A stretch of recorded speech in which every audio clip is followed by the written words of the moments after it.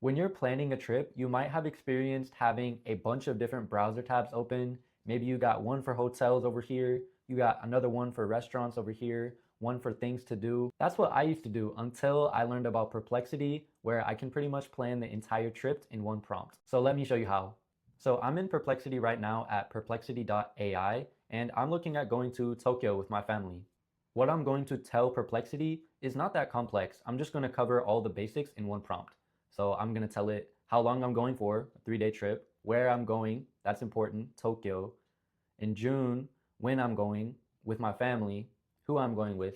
So all of that is just in one sentence. And then next, I'm going to tell it kind of what we enjoy. We like nature, Japanese food, and cafes. After that, I'll give it our total budget, around 800 per day, not including flights. And then I'm just going to tell Perplexity what I want it to do for me, which is build a day-by-day itinerary with specific restaurant recommendations for each meal, some must-do activities each day, and also the best neighborhood to stay in for our style. Then to cover transportation, I'm going to ask it how to get around the city, and lastly, to use recent reviews where possible. The prompt is honestly just a few sentences outlining the most important things about my trip, and that's all it takes. Let's send the prompt and see what we get back.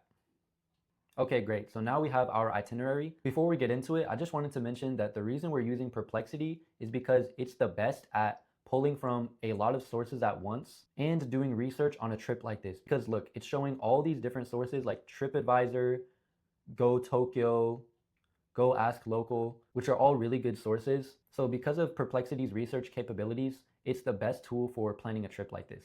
Okay, now let's get into the itinerary. Perplexity is telling me the best base for me is Ueno, which is a neighborhood with a huge park and strong for families, which I agree with.